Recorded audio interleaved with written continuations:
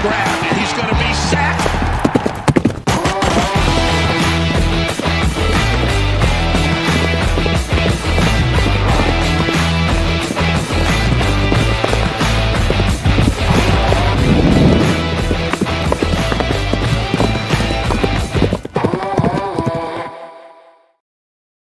Broncos country, what is going on?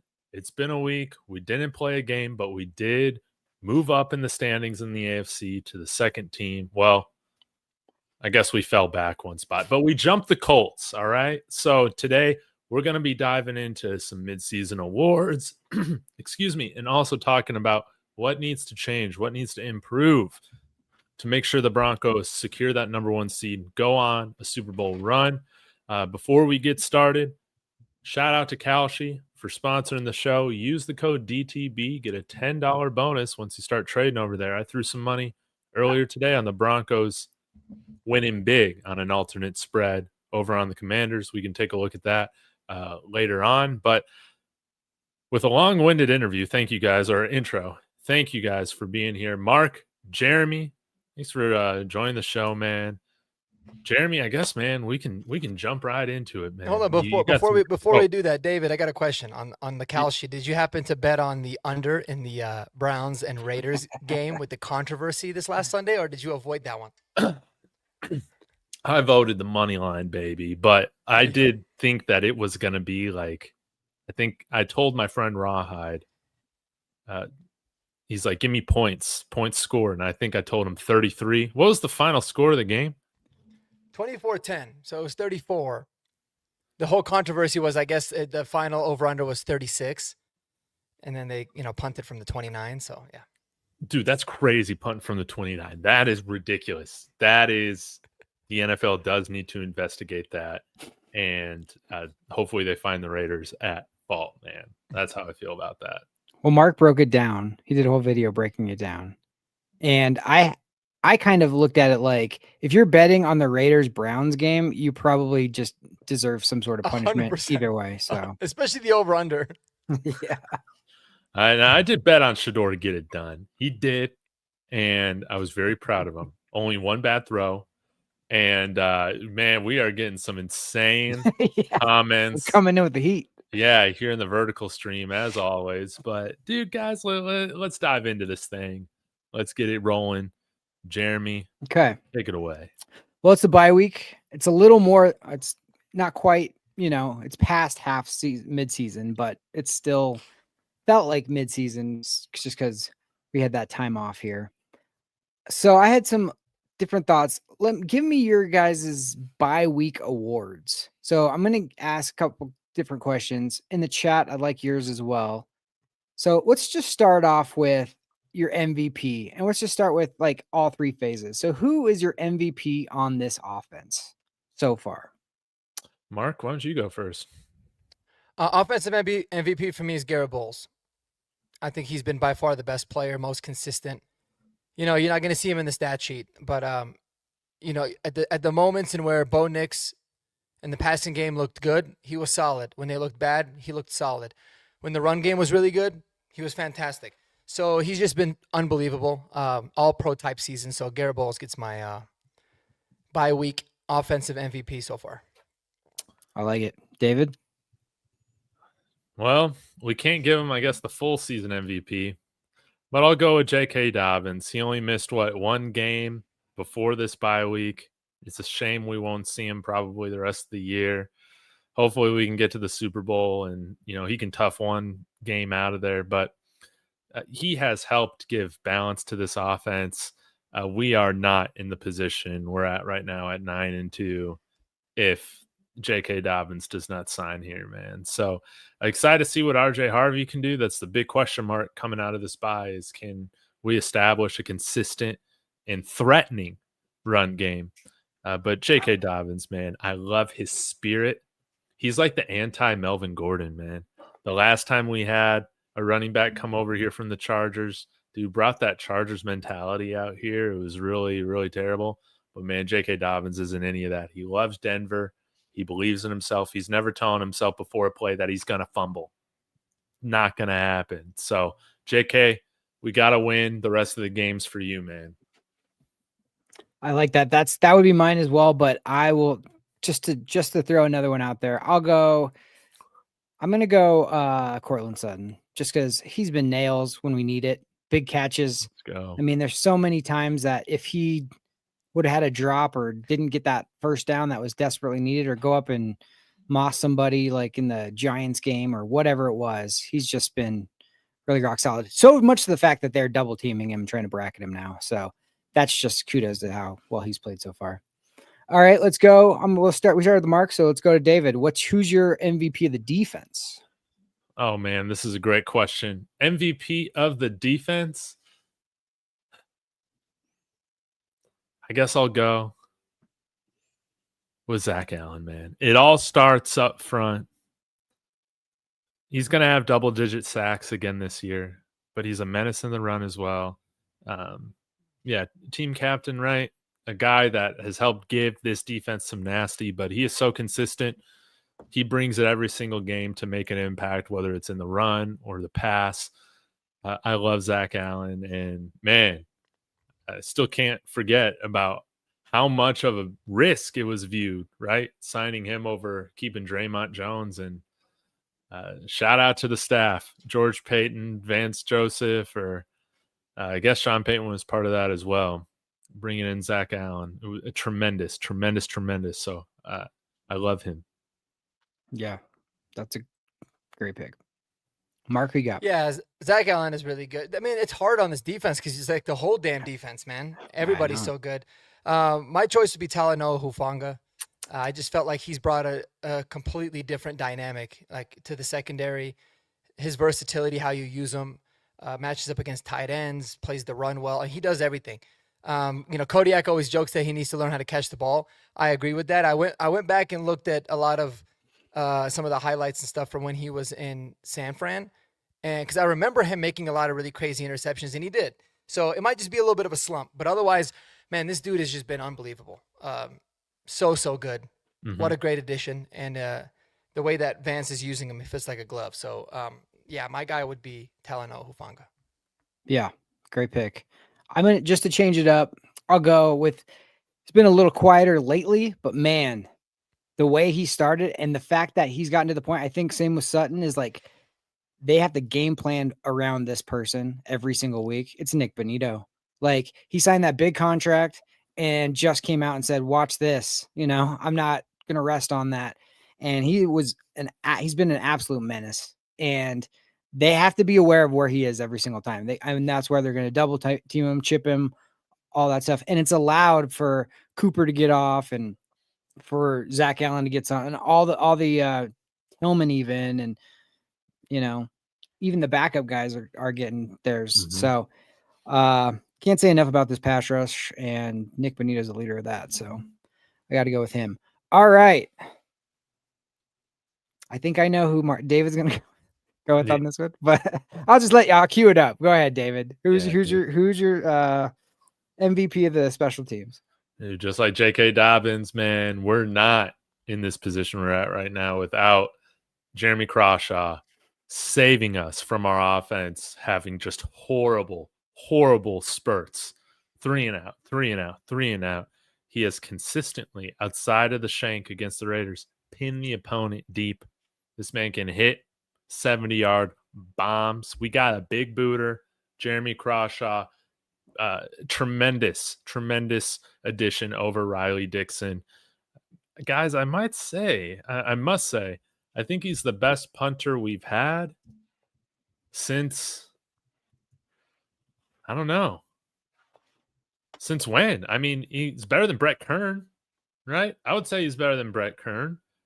When he was with us, yeah. I think Brett exactly. Kern turned pretty good when he left, but yeah, I think so, man. I think he's the best since Ruin. I don't feel like there's been a great punter here. Yeah, which is strange. That's what I've always been saying is like, how is there not a great punter here? Yeah, it's like altitude. Come on. Who was our punter during Super Bowl 50? It was Colquitt. Colquitt. I feel like Colquitt was pretty good. Britton Colquitt. Solid. Yeah. He wasn't as good as his brother though. No, Dustin was was goated. They're like the Grammatica brothers, but for punters. What a great family tree to have. Yeah. Yeah. Me and my brother really missed out on the boat. I'm trying to get my nephews to get on that. Yeah. Don't got to worry about CTE and can make millions. Just kick, dude. Look at the contract Les just got. You know what I mean? Yeah. After Yeah. they open presents on Christmas, they can just go out in the backyard and punt it around a little bit. Yeah.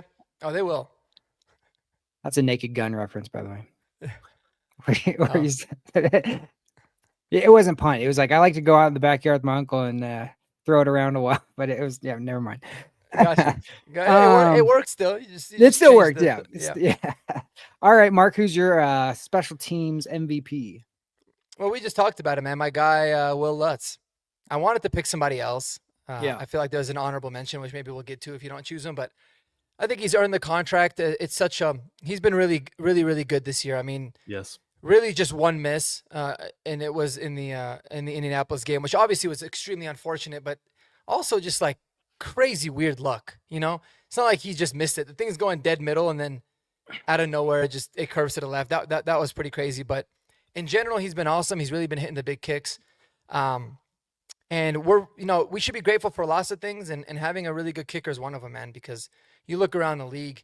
I mean, the Niners playing right now, they've had like 5 kickers to injury and bad play. And the Rams, as good as they've been, their kicking situation was a mess most of the season. I can go on and on. So it's just so nice to have somebody that you could depend on. So Willie Big Nuts Lutz is my special teams MVP. Yeah. Big bank account Lutz after this week, too. Got a nice little 3-year extension. Glad to see that. I mean, We get the terms on that yet? No, I was just looking it up, but dude, he's made $29 million in his career already. By the that's way, not bad. that's insane. without the contract. So he You know makes what's almost sad? $30 million. You know what's crazy about that is like he's been a kicker for a really long time. He's been a very good kicker for a really long time. He's made $29 million, which you think is an insane number for a kicker, whatever. But then if like there's quarterbacks like who's the quarterback that was drafted by the Jags who like had 1 year we almost beat the Patriots, but then didn't? Bortles. Like Bortles. Bortles, dude, made like 60 something and never was good. Yeah. So it's like, you know, but Yeah, it's but I for- mean, 30 for a kicker. ask Will Lutz how his body's feeling when he's 50, Yeah. right? I don't know. It's just nice, man. It's a Yeah. hell of a job. I just love the fact that, I mean, we've had some pretty darn good kickers for the Broncos in my lifetime. I mean, Elam was Mr. Automatic. And then you had people like Matt Prater, McManus for a long time was very good. And to have Will Lutz, but I've never seen a situation where the coach and the quarterback and the kicker are like yelling at each other before big Homies. kicks. It's like Yeah. insane to me. I still laugh every time I see it. I went back and rewatched the last part of the Chiefs game, and Sean just looking over at him like, yeah, like he already won before the kick was just like, I don't know what's going on with these two. I think like Will has to like really enjoy that, and maybe he likes it a lot because that's kind of a new thing. Oh yeah. It's like Sean's like his hype man. And I've never seen most coaches and quarterbacks, they look at the kicker like a necessary evil almost of like, just be like, oh, I did all this game planning all this weekend. It's going to come down to just you making this kick. But like Sean loves it. He like loves pumping him up. And that's so cool, I think. Yeah. I mean, special teams, I'll go with like Fabroni. for Brown. In honor of This man. Kodiak, who isn't here tonight, That's by the way. true. Yeah, Kodiak. That would definitely be his pick. That's Yeah. his pick for the night. That's a good shout out for Kodiak. I'll go with Marvin just because you saw how big he makes a difference when he's back there returning kicks. That one that in that first quarter that got us the second field goal was huge. And it just takes a lot of pressure off of the offense when you can get 20 yards, 15 yards, 30 yards, whatever. And he's been a Pro Bowler returner before, and he's really solid and he's been very good. So now that he's back, that's a big loss that you don't really think about when he's not in there. But then when you see it, you go, oh shoot, he's not back there. So, but yeah, no, I think it's Will overall but got to throw Mims a little shout out. I didn't preface you with this question, guys. So this is going to be ironic, but What was your biggest surprise? You can come up with any. It could be player, it could be moment, it could be whatever you want. But what's been your biggest surprise in this 10? What are we, 9-2? Yeah, 9-2 part where we are of the season. Do you need a minute? Yeah, that's a good question. You want me to 'cause start? I feel like I've talked about a lot, but I can't. Yeah. Let me read this comment while y'all are thinking. Okay. Welcome, Jackpot Scratching. He says, "What's up, guys? Diehard Denver fan from Georgia. What's a realistic regular season record?" The diehard fan in me says wants to say 15-2, but I'm thinking 13 or 14-3. I think, all those things are definitely on the table. Maybe only losing another game or two along the way. What do we got? 6 games left? Yeah. You can't be 13-3. 14-3. You can be 14-3 or 13-4. But yeah. He probably means 14-3 because Yeah. he said 15-2. Well, I picked 14, or I picked 13-4 to start the season. So anything above You that, I did, think that's is right. A++. Yeah, good call on that. It's funny though. I had us losing to the Commanders coming up. Well, It's one of our that losses. I mean, on the road Sunday night against Jaden Daniels and a team that went to the NFC Championship. I get it, but that's weird how things flip. Yeah, but I Jackpot. had to lose into the Cowboys. Be sure you subscribe to all of our channels. We're all posting content, throughout the week. So thank you for being here. But yeah, we can get the number 1 seed at 14-3, definitely. But I'll tell you what, I'm not picking against the Broncos in any games for the rest of the season. That's how they're playing, man. I'm just not doing it. Yeah. I like 13-4 too. I think going 4-2 in the final 6 is realistic. So I think that would probably make sense for the rest of the season. I picked him to go 12-5 for the season, and now I'm probably settling, and I'd be fine with anything above that, honestly. But 13-4 just feels, I don't know. Listening to Aqib Talib and Benny and those kind of guys talk, they don't like streaks going into the playoffs. So I'm not rooting for a loss at all, obviously, but I don't mind if there's a couple games where we kind of need to get our reacclimation, Yeah. When you win too many, it's almost like the brakes are going to go against you. Any sort of bad bounce, it's just like you're due for them. Mm-hmm. You look at the year we won 98 Super Bowl, we were undefeated up until the Giants in week 13, and we lost a weird freaking game that nobody would have picked us to lose that game. And then we went out and got smoked by, I think, the Dolphins. And then we played somebody else to finish off the season. And then we saw the Dolphins in the first round in the divisional round or whatever. And we're like, we're going to murder you now, because that one where you guys were all clapping back on that televised game. So I don't mind a loss, but as long as, seeding and all that kind of stuff. I got some more scenarios for you later with the seeding, but yeah. Cool.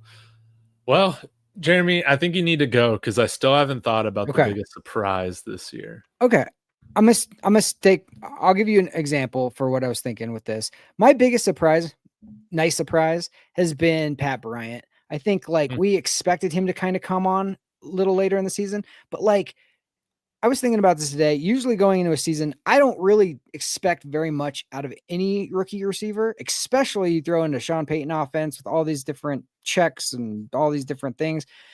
And he's been so good that I honestly think that I brought in little Jordan Humphrey just to free him up more. So he's just, it's weird to think that Troy Franklin was a 4th round pick and Pat Bryant was a 3rd round pick, because for some reason in your brain, you kind of think, Franklin was a higher pick than that. But Pat Bryant was a higher pick than Franklin, and he's living up to it. And everybody, when I specifically was I thought he was going to be picked later because of all the draft talk and all that stuff. But,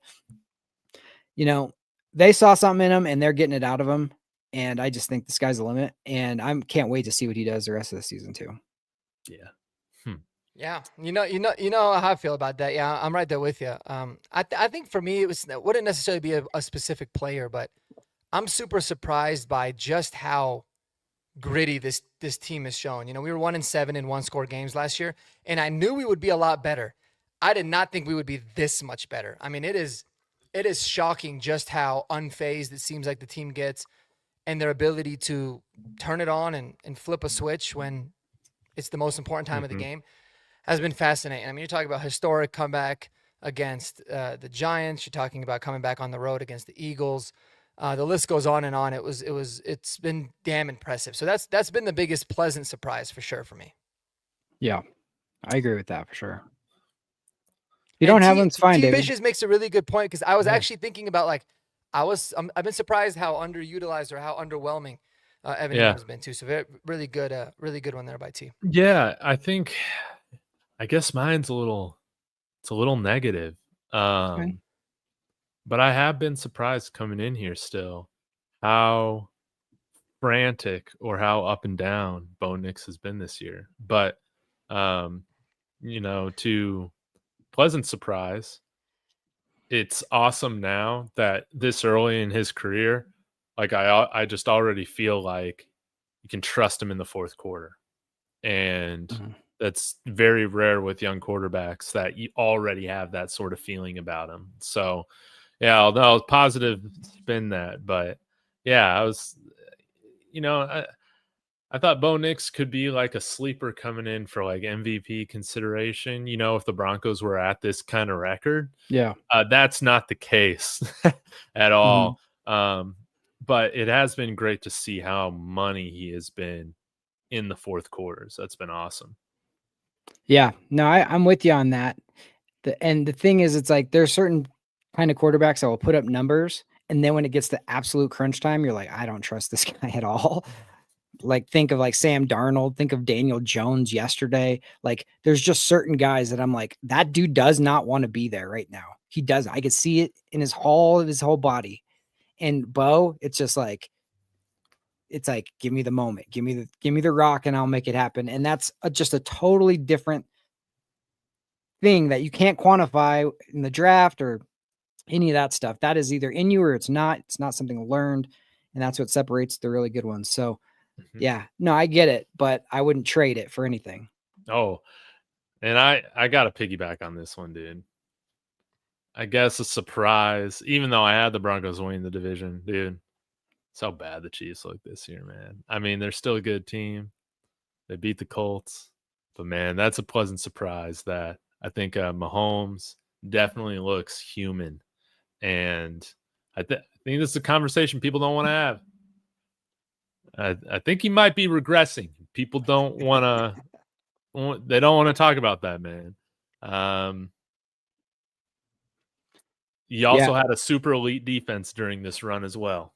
That also helped Chiefs Kingdom. So, yeah, but I would say, man, yeah, if we're going to drop a game, it would probably be KC or, I don't know. Really, the Chiefs game is the most difficult one I feel like we got left, and probably the Chargers, dude, because we just can never beat the Chargers, something like that. So we owe them one, though. I think we'll get up for that game for some reason. I think they're sick of that whole narrative, so we'll see. Yeah. But it's at home. I think low key, like Vance kind of showed the blueprint to beat the Chiefs, and that we're not scared of the Chiefs last year. And I think going into this year, remember they had all those really tight games that they ended up winning and all that stuff. I think people just didn't look at them the same. I think people picked against them to start the season. And, when you don't have every break going your way and the teams don't make mistakes for you and they make you have to beat them, then this is what you see. Like, that's a different world. I mean, I respect the Chiefs and I respect New England for what they did all those years, but so many times the other team would beat themselves because they outsmarted themselves because they just had this block of like, oh, we got to do this extra stuff to beat them. And you didn't. You just needed to play good, sound, smart football, tough football to win. And they just would always blow it themselves. And I think that people got out of their own way sometimes. Mm-hmm. Yeah, it's similar to the Brady Patriot years and Belichick, Jackpot scratching had a good point. Says even Tom Brady went through a 9-year slump. I mean, you feel like these kinds of things with maybe the Chiefs taking a backseat or having, a little stretch of not being as dominant is natural. I mean, it happens to everybody. The fact that it's gone as long as it has is pretty crazy. But again, it's like I would never bet against Tom Brady and Bill Belichick in the playoffs, and many times they would lose, but it's hard to bet against them, man. And I mean, dude, you got to think about how much more football they've played than everybody else, you know? Yeah. And additionally, I think when they just getting embarrassed in the Super Bowl the way that they did, Yep. really, I think took that fear away from the rest of the league too. But they still got Mahomes, they still got Andy Reid, so there's still a threat, man, always. Yeah. And I mean, that Super Bowl hangover loss, whoever loses the Super Bowl, the hangover afterwards is a real thing. Every single year, it does that. And you think, oh, well, this is a great team. They're going to be fine. And I don't know how many year after year, it's like the team just doesn't. It takes them another couple of years to get back for some reason. It's not like they're right back in it. So that was real. Okay. Favorite game of this season so far? We'll start with Mark. After thinking about this for a while, basically since the show started, because we just got these right before it started, I really think my favorite game was beating the Chiefs last week, man. Yeah, it's hard to beat. Something about it was just so satisfying to really finally, because like I look at it like the first year with Sean, with Russ, we beat the Chiefs. It was an ugly game, and the whole entire Chiefs team had like, it was on a short week, and they were all like had the flu or something. They didn't even seem like themselves. And then last year we had them in Arrowhead, and then they ended up blocking the kick. And then when we beat them in week 18, obviously they had all their JV team in. So it actually finally felt like, man, we played a complete game, and we just flat out beat them. Mm-hmm. So I think that was my favorite, just because of like the relief ultimately afterwards was probably my favorite game. Yeah, that's a hard. I mean, that was the most satisfying one for me for sure. David? I guess I'll judge this based off of like the amount of cope between like the fan bases. So, I mean, the Chiefs got to be up there, okay? Because the only thing that they're able to say is, well, congratulations on winning your Super Bowl this year. Yeah. And it's like, okay, sure. If that's the best you got, yeah, it feels great to beat a team that won 16 straight against us. Absolutely. Yeah, it feels good. Also, hilarious to hear Chiefs fans talking about how this is the most talented roster they've had in the Mahomes era. That is hilarious, because that's not even true at all. So they have no idea how to cope with the fact that the Broncos from, 1 to 53 are just a much better and more talented team than what the Chiefs are, due to a lot of different reasons. One being we got a rookie quarterback, or rookie contract quarterback. So the fallout from the victory last week was awesome. It was very sweet. The Giants game, that was also very satisfying because of how much trash talk there was between the fan bases. Love that. And that was hilarious. I mean, again, I thought we were toast in the fourth quarter, and we came back 33 points. What was it we scored in the fourth quarter? The Giants fans just imploded, dude. But it was more like a heartbreak rather than an anger. But I gotta say, my favorite victory this year is beating Philly, dude. Philly was awesome, man. These guys did not know how to take it, man. Philly imploded, and that's how it is after any loss that they have. I'm sure they're going berserk, blowing a 21-point lead to the Cowboys last night, man. Crazy. But there was just something about Philadelphia just not being able to comprehend Bo Nix doing what he did, and this team doing what they did against Philly, the champions, undefeated at the time, on the road in their house. Man, that was a sweet comeback. Yeah, signature win. That was one that I think started this whole run for us, because it's like, if you could go into Philly and beat them in the fourth quarter the way we did, it's like, why can't you beat anybody, right? They're the champs. And so that one for sure. But you picked both of them, but like, after sitting back, just the amazement of the fact that we won, I'll go with the Giants game, just because that was the most. I've seen a lot of football in my life, and that one will go down in the record books in my mind of like, we had zero chance to win that game. Well, obviously not zero, but we had as close to zero as you could possibly get. The Philly game, I was like, if we score, stop them, score, we're back in it. You know what I mean? But like, the Giants game, I was, after they got that tipped touchdown, to the I tight was end. done, dude. I was like, we lost. 100% we lost. I didn't turn it off. I didn't do that, but I did. I had resigned myself. Yeah, that's right. You did. I resigned myself to the fact that it was over. And the fact that we came back and did that was just the looks on their faces was just so awesome. And I was giddy that whole week after that because I was like, I can't believe that happened. That was unbelievable. Mm-hmm. All right, my last question. Your favorite overall moment of the year so far? Favorite overall moment from the year. I got to think about that one for a little bit. Yeah, I Mark? don't. I mean, dude, it's so crazy how like now I view every game like so week to week. I feel like I've like Yeah, I know. trained my mind to think like that. It's like until I get a chance to really like look back and see everything and like rewatch all the games like I usually do in the off season, I almost like forget about a lot of different things. I will say that like when Sean Payton looked at Will Lutz and he just told him right through, something Yes. about that was like the cool. I was like, hell yes, Sean. I was like, you better make it. But that was like a really fun, like, firing up moment for me. But Yeah. I mean, man, there's been so many good moments in a 9-2 season. So maybe if I think of something else, I'll pop in. But what do you got, Jeremy or David, if you go into? Mine. Just it'll harken back. I know Gregory's killing it. Mine was the look on your guys' face after you picked the Broncos to lose, and then have to show up on the podcast. Hey, that's not me, Greg. Dude, that's so much easier to do than the opposite. Yeah, it's so much easier than when you're like, we're gonna beat him. I'm not even worried about him, and then you got to show your ass up the next day. Yeah, be like, well, I was wrong.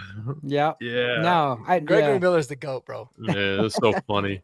Yeah, I picked him to win, but my favorite was just watching the looks. Two things, and it was last week. The freaking whining to the refs after you got sacked on third down when Jaquan McMillan sacked you, and he's crying for a flag that didn't come. Ugh, that was chef's kiss. He was like, he hit me in the head. Like, get the out of here. And then Travis Kelce and Patrick Mahomes looks on their face like someone's like stole their bike as they had to walk off the field.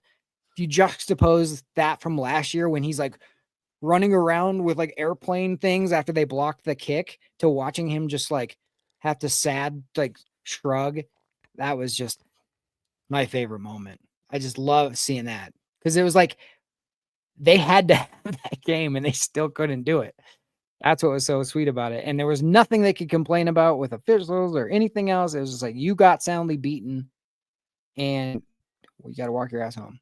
Hey, I know it was an ugly game, but I thoroughly enjoyed that Raiders game on Thursday night. Like, probably for the wrong reasons, but one of my favorite moments of this season definitely has to be JL Skinner not getting a hand on a punt, dude. That guy blocked a punt with his face. That's right. Like, that never happens. He straight up blocked a punt with his face. He got so close to that thing. So that was pretty rare. I love to see it. I don't even think he had to go into the tent for concussion protocol. I was pretty surprised about that because, dude, if one of those NFL punts hits me in the face, I'm not getting up. I'm not getting up. He got up right after that. So I love that moment. And that was the moment that really won us the game against Vegas. And and I love, dude. And now in retrospect, Sean Payton, telling his guys, Chase Daniel, Colin Cowherd, man, go ahead and shit on my quarterback. Come on now. We got one more game. We're exhausted. Start crapping on the quarterback so that everybody locks in for KC. You know what that JL Skinner moment reminded me of? Remember those Jackass movies? And they set that one dude up in front of the kicker, and he just straight up kicked it straight into his face without a mat. I was like, that's the closest thing I can think of what that must have been like. But you got a helmet on and you got the rush of the football game. I'm sure he's fine, and I'm sure he was happy that he's like, oh crap, I just blocked the crap out of this. But yeah, that was a great moment. Frank Crum getting that block was pretty sweet too. I Oh, love that yeah. moment. Yeah. How Yeah. about that? And I can't remember the last time we blocked a punt, man. And a backup tackle doing it is insane too. So yeah, I love that. Mark, what do Yeah. you think? One thing that stood out to me, man, this always made me laugh, and I just thought about it. It makes me laugh because I feel like it happened almost every game, at least for a stretch, when we were like playing like shit and then we'd win at the end. Was David in the Discord? And by the way, check out the Discord, man. Come join us if you guys want us. Awesome. I think Link. links in Yeah. In the everybody's, description. but it would be like second quarter of the game, and you just get the capital, all caps. We suck from David, right? And then after the game's over, he's like, "We're winning the Super Bowl." I'm like, "Yes, dude." That is like the epitome of how everybody in Broncos country thinks. Because I remember, Yeah. man, like I remember sitting there for the Giants game, and I'm going through my head. I'm like, "Dude, we're about to be like, we're about to be like, what were we like 6-2 at the time or 5-2?" And I'm like, "We're about to be Mm, 6-3, and then we got a tough game. We're probably going to lose against a high-powered offense. We're going to be, 6-4, and then who the hell knows?" And then all of a sudden, we win both games. And it's like that was a constant for me all season. Watching the Raiders game, you're sitting there like you're 7-2, but oh my God, if we lose this, we're 7-3, and then we're going to lose to the Chiefs, so we're going to be 7-4, and then none of that happens. But it was just like the epitome. It's the best every year. Like, we suck, and then we're going to win the Super Bowl, and I just died laughing every single time. dude. Well, remember before the Discord, we used to like text each other during Big May. We were in the group chat. And I remember just being like, I hate this team. I think they're so stupid. How could you guys how could you blow this? And then we'd win somehow and be like, yeah, we're all good. It's all Yeah. fine. You But just in the forget. moment, I It's was like, I yeah, hate them all. yeah, totally. Yeah. So funny. So good. All right. Cool. Well, Those are great awards, Jeremy, man. it's just nice to kind of reflect on some of the moments that you kind of forget about. I should have texted you guys earlier to give you a more chance to think about it, but I was just trying to think of the season as a whole, and I was like, man, there's been some pretty epic things that have happened this season. It's been an awesome season. Gotta cherish it. Hopefully there's more to come, but man, this is a special season we got. And we're 9-2, still not playing our best football. There's still better football to be played from this team. And Yep. Mark, you had some great questions, some great topics to talk about in terms of now looking forward past the bye week with this team. So let's get into it. Yeah, let's do it. I mean, I think there's obviously a lot of things that this team can still clean up, especially if they want to be a legitimate Super Bowl contender. Things that I feel like you can't, like you can't win the whole thing with these particular habits pulling up. And I think the first thing for me, man, is the penalties, especially the pre-snap ones. Like, you just cannot keep shooting yourself in the foot with all these stupid penalties. Sure, you might have some where you feel like the refs are against you. You might feel like they're making bad calls, but at the end of the day, like, you've got to make it as hard for them as possible, and at least control the ones that you can, especially those pre-snap ones. Those ones kill me. So that's the big thing. There's obviously a couple others, but I wanted to get you guys' thoughts if you had anything in particular that you felt like you want to see, whether it be, what this team needs to fix, or maybe some guys that we need to bring in. Yeah. I'll piggyback on my video that I know is just getting absolutely blown up. I know it wasn't going to be a popular opinion, but after we lost out to Dameon Pierce to the freaking Kansas City Chiefs, also terrible career move on his part. Why? Dude, we're the team that's going to win the division. Why are you signing with the Chiefs? I don't like that. Dude, we need a running back here that can pass protect and get short yardage conversions. I don't trust Jaleel and RJ to do that consistently. They're also not the type of backs that you would think will do that consistently.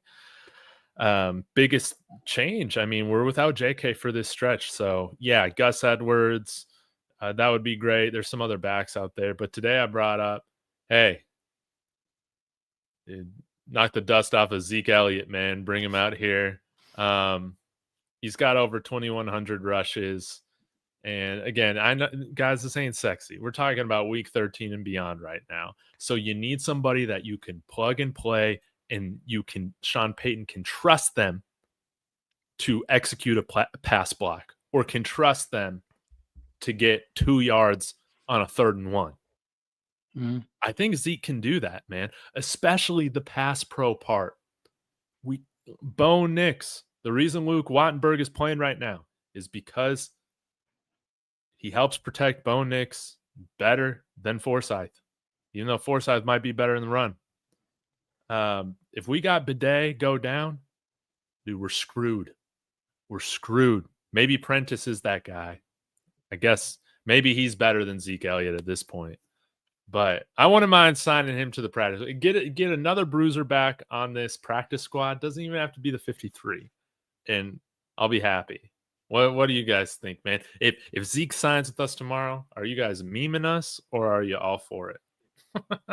I'd all probably for- meme us.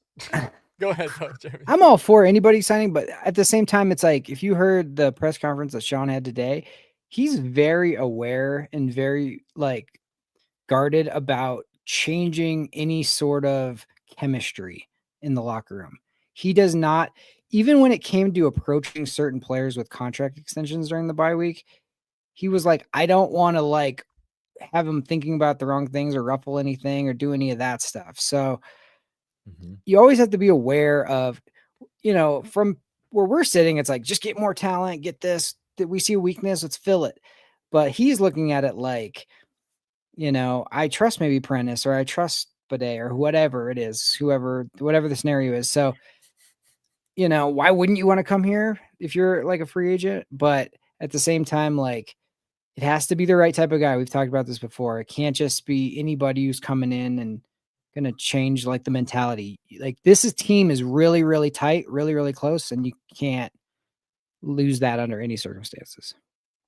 Yeah, that's a good point, man. So maybe Adam Prentice is going to be that guy.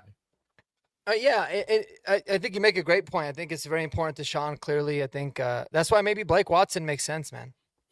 Oh, dude, I love here. Blake Watson back here, bro. I keep forgetting about him. He doesn't really fit like the mold of like I think the type of back we all want. Like it was just like a different body in terms of like maybe more of a physical runner.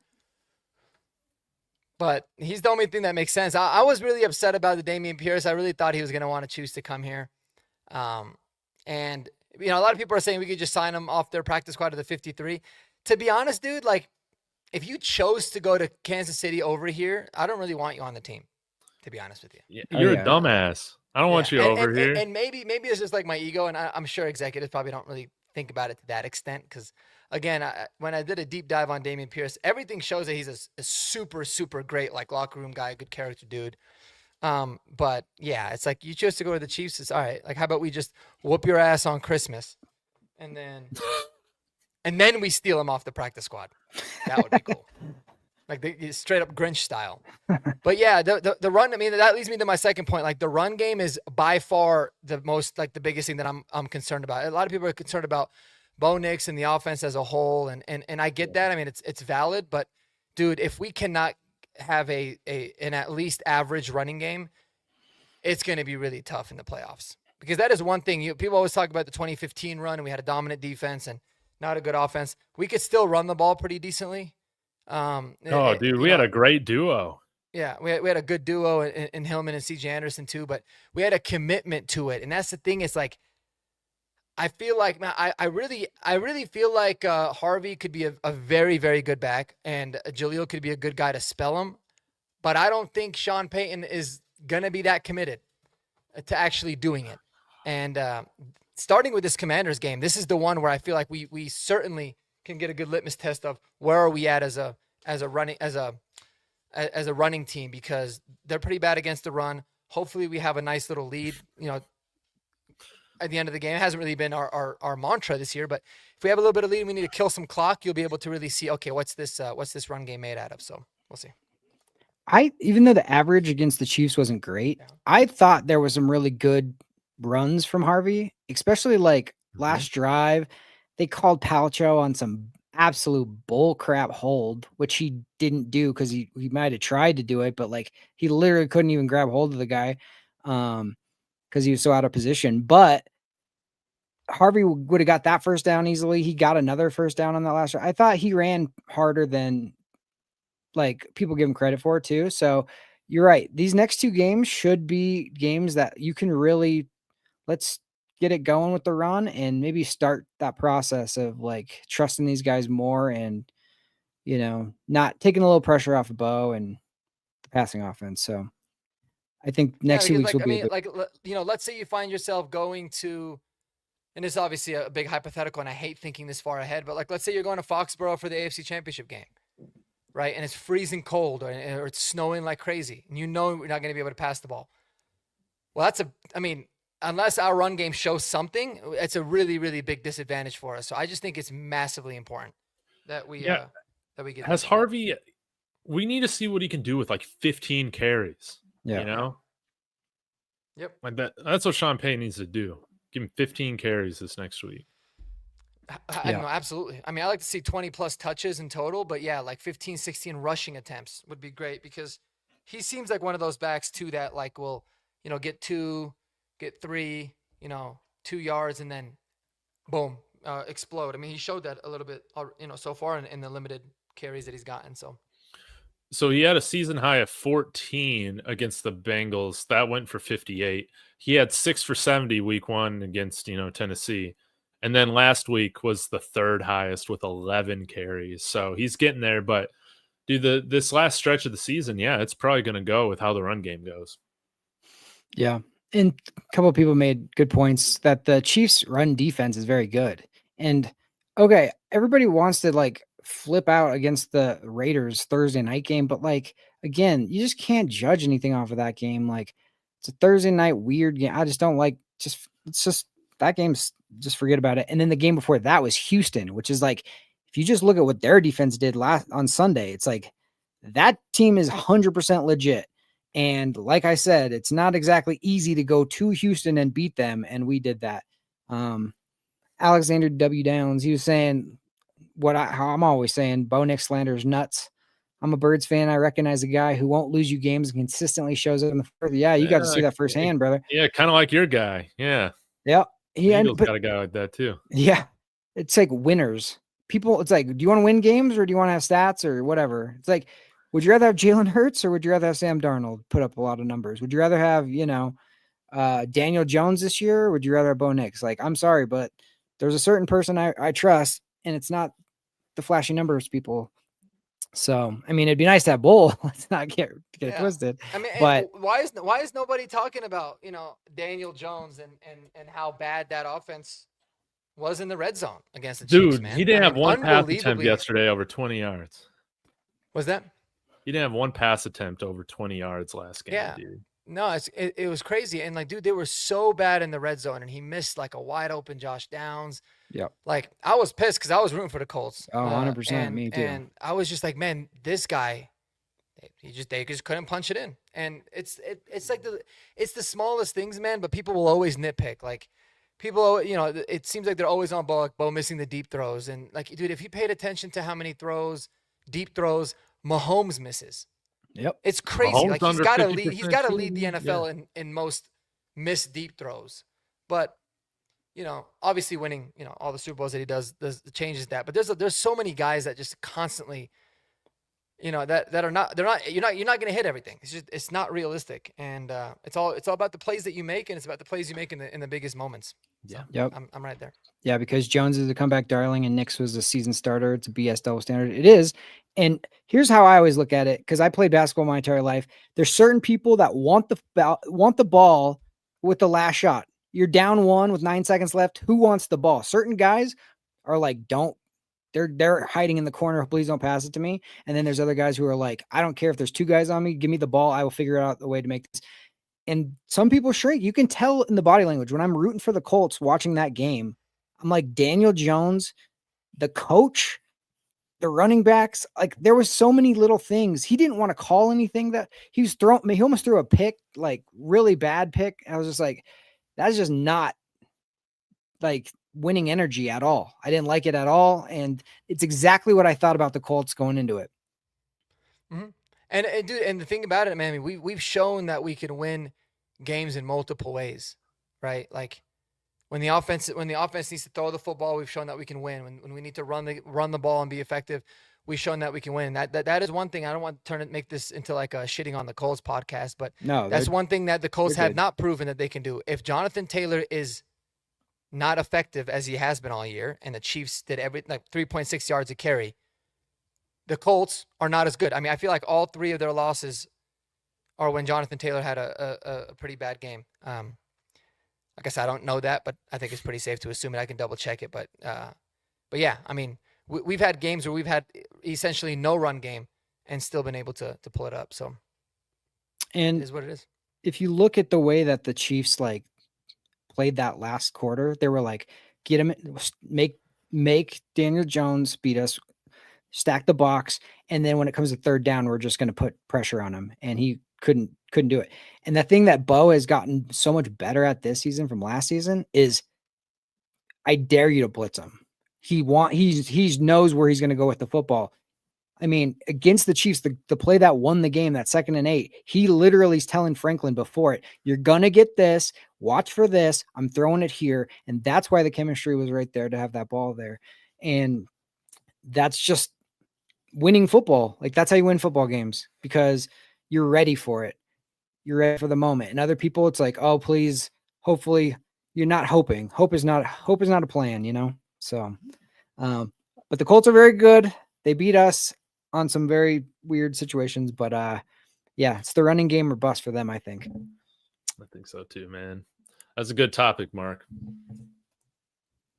Yeah, no, appreciate it, man. You guys had great takes and things I didn't even think about. So appreciate y'all. The one I do have some quick scenarios that you kind of set up. So can I jump in to undo those real quick? Yeah. Okay. I know we don't like to look ahead, but it's fun just to kind of like, before the season, we kind of were like, we think this is going to happen. And then it doesn't, obviously. And then, so now it's a bye week. We have a little chance to look ahead of what might happen. Okay. I'm going to give you a couple different scenarios just to see. I think it'll be interesting based off of like records, but also like how we feel about them as Bronco fans. I want you to rank your matchups, your potential playoff matchups, as like how nervous you would be to play this team. And I want you to like, one is the team I would want the least. And from there. Okay. It's gonna be so good. There's 3 teams that we would probably play at home right now. Rank these 1 through 3: Texans, Chargers, or Jags. How would you rank those as far as like nervousness or just like expectations of those 3 games? Those 3 teams. What are the teams again? Texans, Chargers, Texans, Jags? Chargers, Jags. And we're playing at Mile High. For me, it's that order, dude. Texans are a darn good team. Chargers, we just always get harbaugh'd, man. Sean Payton always turns into like the lesser coach out of the two when we play each other, dude. It's hella annoying. I don't care how banged up they are. The Jags, dude, I freaking hate the Jags team, dude. This team sucks. It's amazing that they got that victory in Arizona, dude. That team is so bad. So I would be thrilled to play the Jaguars. Yeah. And we're about to play them here. I'm so tempted to like talk all that shit about the Jags, but man, watch them come in and beat us in one of those games. Yeah. In the regular season. I agree 100%. I think it's Texans number 1. That defense is dominant. It's hard to beat a team twice as well. Like the fact that we already beat them, it'd be hard to beat them again. The Chargers, although they've gotten the best of us, their playoff reputation is a real thing. But also, dude, now with all the injuries they have, like especially to their tackles, I feel like our defense would just absolutely unleash on them. And then yeah, the Jags. I mean, dude, the Jags have been it's been such an inflated year for them because they were like it was like unsustainable how positive they were in the turnover department, especially early. And they just couldn't really sustain that. And since that's cooled off, they've just barely been winning games, man. Like except against the Chargers. They just smashed the Chargers. You know, that one was wildly shocking. I didn't even like watch the game. I just followed it. I don't know what the hell happened, but I mean, yeah, like that's the thing about them is they've had their moments of looking really good, even when they beat the Chiefs, earlier in the season. I mean, they looked pretty solid, but then they've had games that they've just looked awful. Yeah. So. And that's the exact same thing that people keep expecting the Broncos to do. Like, we'll barely beat the Raiders, and they're like, you guys suck or whatever. And then it's like the Chargers will go out and get absolutely curb stomped, and then it's like crickets. Nobody says anything. Dude, yeah, Colin Coward's never talking about the Chargers, dude, if they don't win, dude. It's so annoying. I don't think anybody really talks about the Chargers though. I mean, they don't get Which attention. is weird. They don't really get being clicks. in LA. Dude, they don't They're got in LA, fans, but they're that's still why. San Diego, dude. Like I mean, every dude, single home game they play, whoever they're playing there, that's who's in the stadium. dude, every time. Which is if weird, you live though. in LA and you're not a Rams fan, if you're not a Niners fan, dude, what are you doing? What are you doing, dude? Yeah. But it's weird that they have like a premier like head coach, or at least a very like, popular one, and a premier like quarterback. And it's like nobody cares. It's just I just find that interesting. They just and, don't have a big following, kind of. And like I mean, it sucks for everybody them. It's loves their funny, but- jerseys, but it just doesn't translate. Yeah, I still think most overrated jersey in the NFL. I mean, they're nice, but they're not as fine. nice as everybody says that they are. You know what looks better? Winning. that's what makes your jersey look nice. Yeah, like the Rams jerseys are fucking hideous, but no one cares No. because they're just, I mean, they're balling every week. So, Dude, you hate their jerseys? oh, they're awful. Oh God, Oh. the bone color with like the neon, like Okay, yes, I'm not a glue-looking fan of the numbers bone. is so Yes. bad, dude. They looked so much better when it was gold and navy blue, just like a cleaner look. Like the yellow. I hate the Rams jerseys, dude. Did you like their them. black jerseys they wore? They were a lot better. Yeah, Yeah. they were a lot cleaner. I How did thought, you feel about the Rams jersey like greatest show on turf days? No, I like those. I mean, they're Okay. nicer. They Yeah. weren't like still one of my favorites, but they're a lot nicer than these. Like everyone was hyping them up. They're like, what do they call it? Like a bone white. Yeah. And I'm like looking at them like, those are going to be cool for like 2 games, and then they're going to be hideously ugly. What about and the that's kind Eric of what- Dickerson days Rams jersey? With the No. yellow. Yeah. See, like I don't like the yellow. Oh, Okay. Man, Yeah. I like those. Okay. Interesting. All right. Now, that was like the appetizer. They look like CSU Rams, David. You like them? The CSU colors are way better though. They are. Yeah, much better. I I'm guess surprised you so. said that. Yeah, I guess CSU's uniforms look better than the LA Rams. I'll give you that one. I'll Yeah. give you that. Yeah. Okay. So if that was like those are the 3 teams that I'm kind of like, yeah, a lot of people in the comments were like, who cares about these teams? And I agree. Here's the real question. I want you to rank now these 4 playoff scenarios. Okay. You got, and there's a caveat. 2 of these teams you're going to have to play on the road, and 2 of these teams you're going to have to play at home. That's how you're going to have to rank these as far as how scared you are. Okay. Okay. Mhm. You got Indy on the road, New England on the road, Chiefs at home, Ravens at home. Give me your ranking on those. Number 1, Chiefs. Number 2, Ravens. Number 3, Colts. Number 4, Colts. Number 4, Pats. Okay. Is that disrespectful? Probably is. To Actually, who? no. I'd rather. Okay, sorry. Chiefs 1, Ravens 2, Pats 3. Colts 3, Oh, Pats Colts 3. 4. Okay, that's what Yeah. you said. Just, I'm getting this confused. I would rather play the Colts than the Pats. So Colts 3 and Pats 4. Reason because, just because of the weather. That's probably like what like playing in a dome with makes me feel a little bit better than playing in a cold ass windy game if we can't run the ball. So yeah, Okay. ironically, the home games scare me more. Which is Yeah. that's the whole point of this, and the bad records compared to the other 2. Yeah, I'll go Chiefs Ravens. Those are the ones I don't want to see the most. Dude, I don't care about the Colts on the road. So I'll rank that game last. Like, I think we can beat them. Daniel Jones, not buying. New England, I'll put them at number 3. They're not as battle tested as we are, but they are very well coached and tremendously talented.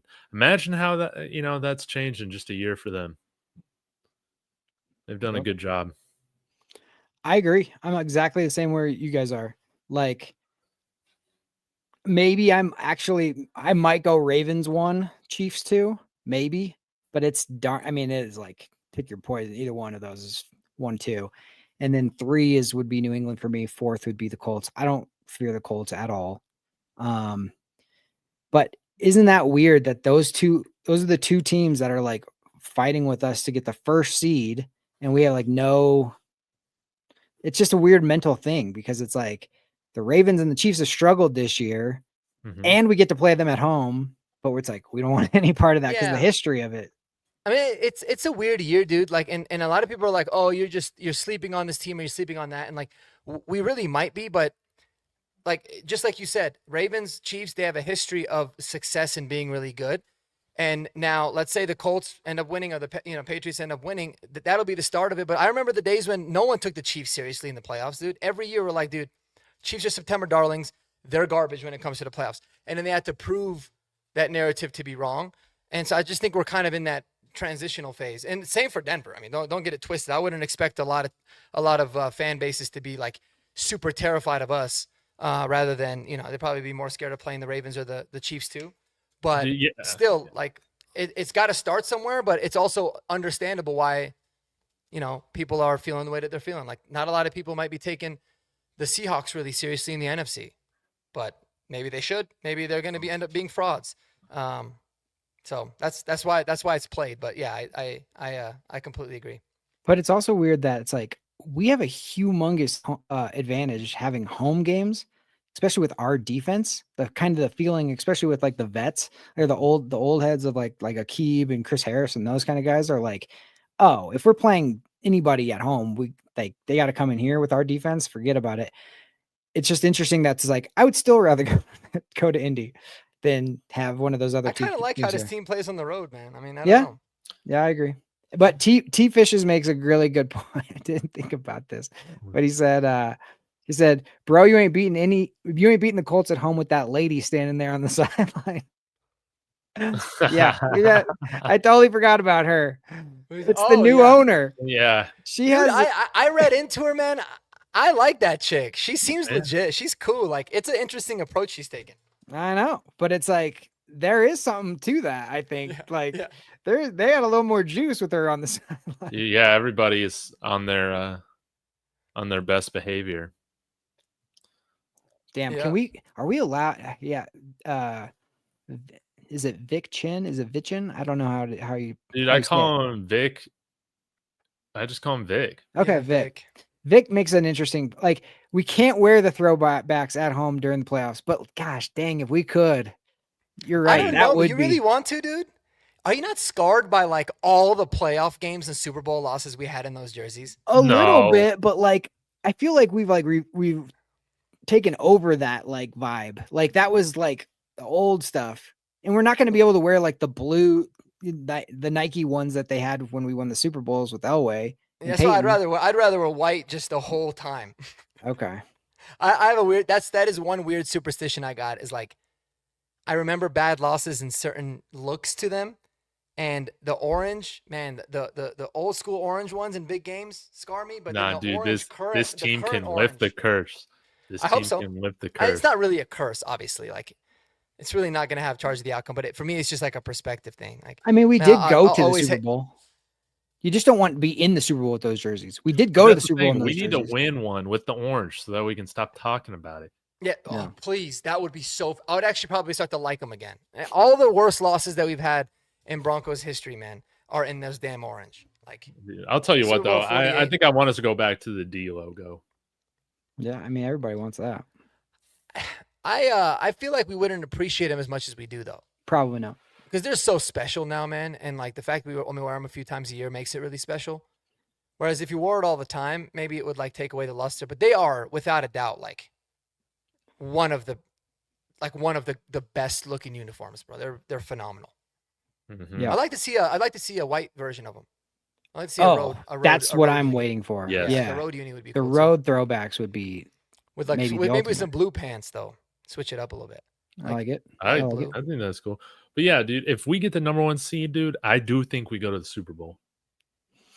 It's going to be hard to beat our defense in Denver. I will say that. I'm not going to advantage. Huge. I mean, you have to play one less game. You win one game, you're in the championship game, dude. Like, it's crazy. I just think of that 2015 team. It's just like coming into Denver with the altitude in the cold, playing our defense. It's just like, oof. Yeah. Man, that's going to be ugly. We're going to be amped. So, yeah, I agree. Okay, last quick question, and then good point. Okay, I had the feeling that the rankings were going to go the way they did, as far as Chiefs Ravens over Yeah. Oh, the sorry. 2 seeds. Now we got to slide the Bills into that ranking somewhere on the road. I guess it wouldn't be on the road; it would be at home. How would that stack up if we had to play the Bills? Where would you put them? 1, 2, 3, 4, or 5? If you already have the other rankings. I put the Bills behind the Chiefs, and I guess behind the Chiefs. And you had the I do it Chiefs behind the 1? Ravens, I think. I think I'd rather play the Bills than the Ravens. It's like, which defense is worse, the Bills defense or the Ravens defense? Oh, the Bills, I think, dude. You think I think so? The Ravens always start to figure it out at the end of the year. Yeah. And dude, I think Josh Allen is better than Lamar Jackson. People can debate me. I mean, I think both of them are really good, but man, their weapons don't scare me at all. And that O-line is putrid. I mean, did you just see what the Texans did to them? Yeah. And the Texans are a very, very good defense. So are we. So I think we can get 10 sacks on them at home, a little bit of a revenge game. Yeah, I would probably put them right after the Ravens and before 3. Yeah, I'll Patriots. go with that. Yeah. Dude, we will decimate that offensive line, as Marky said, dude. But Josh Allen, he tore us up last time he was here in Denver. But, that was that Nate Hackett? Was that a Nate Hackett-led team or a Vic Fangio-led team, man? I don't even remember, man. I think that was Fangio. Dude, but I don't know if I'm ever going to put us as the number 1 team right now while the Rams are playing the way they're playing right now. I think, the Rams are – Yeah. I think they should be the favorites right now, but I think we could be the best team. Right now, I got us as the best team in the AFC. I think we're better than the Patriots. Too bad we don't play them this year. Could settle it. Yeah. Hopefully we're settling it in the AFC Championship. Yeah, how about that? I'll take that. Yeah, no, that would be cool. I wouldn't feel comfortable saying it until we won the Super Bowl, probably, man. Oh, yeah. No, I'm not. The best in oh, yeah, exactly. I don't want to jinx anything. No, and I don't want to round 2 of Seattle, Denver. No, you guys can have that one. Don't want to see it again. There's just certain franchises that I just freaking hate. Seattle. I hate the Ravens. I'm not as scared of the Chiefs as I am the Ravens, and I don't know why. I'm not saying they're better or worse or anything like that. I'm just saying they scarred you. I am scarred from those. Yeah. Even in the 2012 Peyton Manning, that Raheem Moore waving your playoffs goodbye moment, that was it for me. I'm like, I hate this team forever. Yep. Like ever since the Seahawks got sent to the NFC, it's like they pretty much have had our number, except for a few games. Yeah, dude. A lot of people forget they were in our division, man. And we owned them when we were in our division. They were really too. bad. They were really bad. Yeah. All right. The last thing I forgot to ask you earlier, if you guys want to answer real quick, give me your MVP of the coaches. I know it seems like there's an obvious one, but is there any surprises here? It doesn't have to be a coordinator either. It could be like a quarterback's coach. Nah, man, I'll come in here, dude. I'm going to glaze on Sean Payton. I love this guy. I love his ego. I love his evil genius type of stuff. I love his stubbornness, even though it can stab us in the back sometimes. We are so lucky to have him as a head coach, dude, especially with the clowns we've had here running the franchise the last 10 years. So, or 8 years or so. I won't put that on Kubiak, but yeah, his vision, the vision that he has, just so crucial. And I think it's got to be VJ, man. Yeah.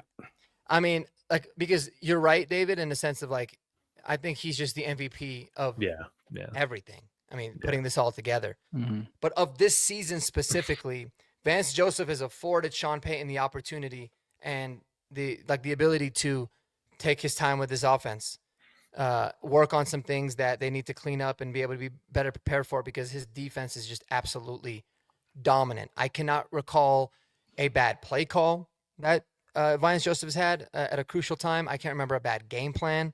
The dude has been unbelievable, man. Unbelievable. Putting guys in the best positions. I remember when he was our head coach, he would drive me crazy because he would drop Von Miller back in coverage instead of having him, rush the passer and do all sorts of crazy stuff. None of that. Everyone's playing to their strengths.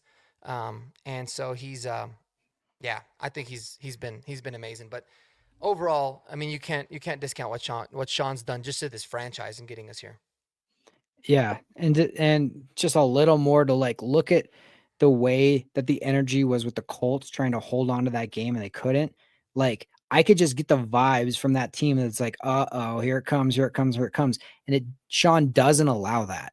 He's like, we're going in and the fact that he's set us up to beat Philadelphia before London and then go to London. He just never has let us get down on any game that I'm totally expecting a letdown and he doesn't let it happen.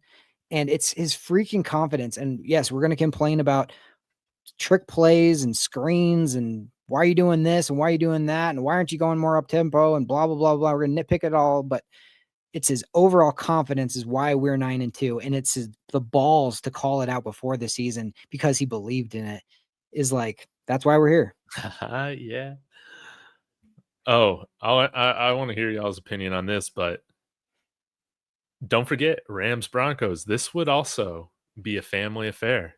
Do not forget that Stan Kroenke is married into the Walton family. So this would be Kroenkes versus Waltons as well. This would be very, very interesting. And I think that would be a fun Super Bowl matchup, but the Rams, I think, would probably be favorites coming into it. Yeah. I was thinking about that, man. Like that's one team where damn, they're good. Like because I look at a lot of teams. I'm like, man, we match up super good with them. We match up super well with them. The reason that they're scary is because you can eliminate one of Puka or Devontae with PS2, but the other guy's gonna eat. I mean, unless you're doubling them, like I guess my game plan in that one would be like Puka Nakua, Patrick Surtain is gonna be on him 100% of the time, and then you're gonna double up Devontae, and then just try to get after him. But yeah, dude, the Rams are so good, man. They're fun. I love Matthew Stafford too. Big Matthew Stafford fan. I would take any Broncos Super Bowl, obviously. Like, I don't really care, but the Battle of the Seans, McVay versus Payton would be one for the record books, man. That would be a good one. I would love to see that. Why couldn't we have taken that trade with Atlanta, man? Yeah.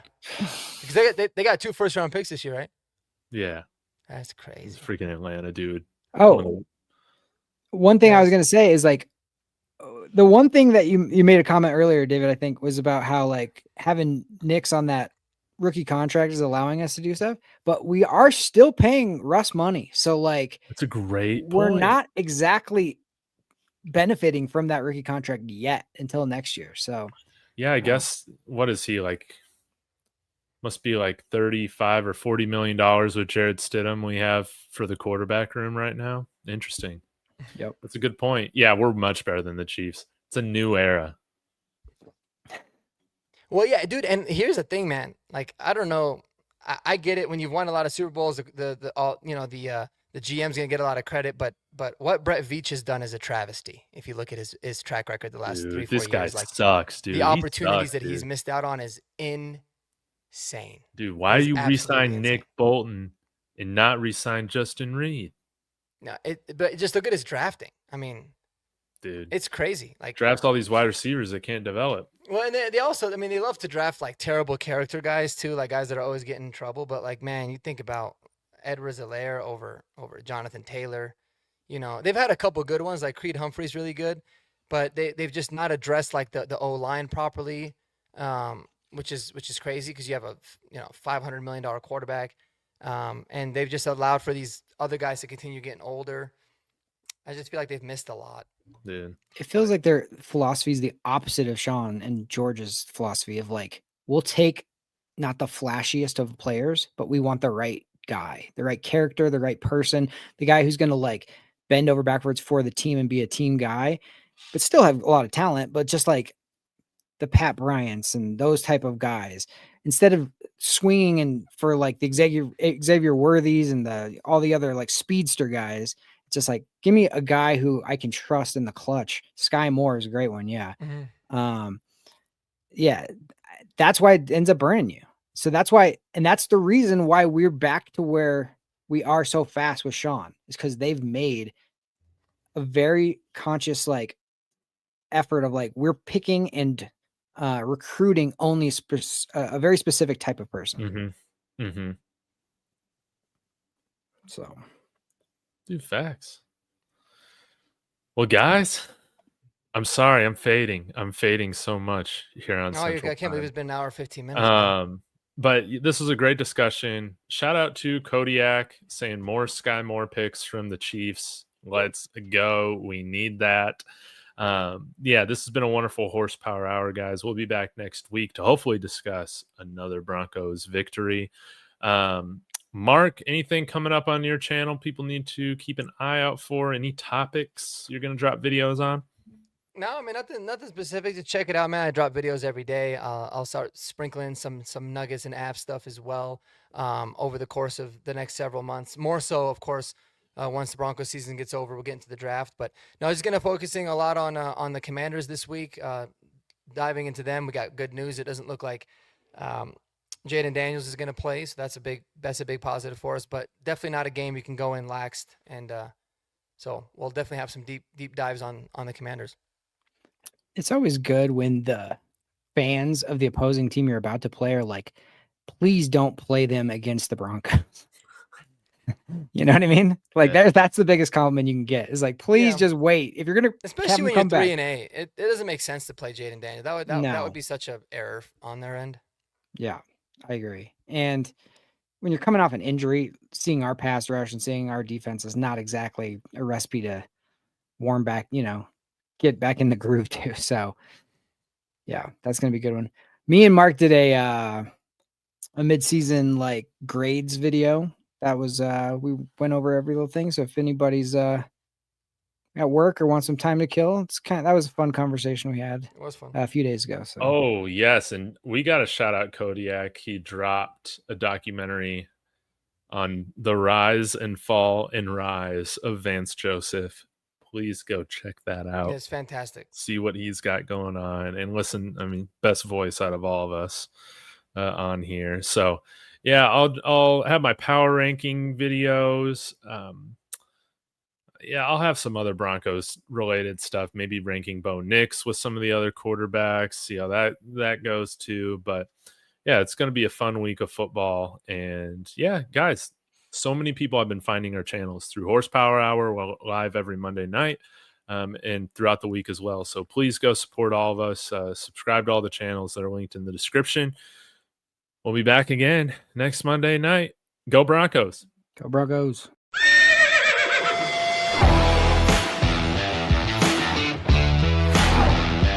God bless Bo Nix. That sacrifice is grabbed, and he's going to be sacked.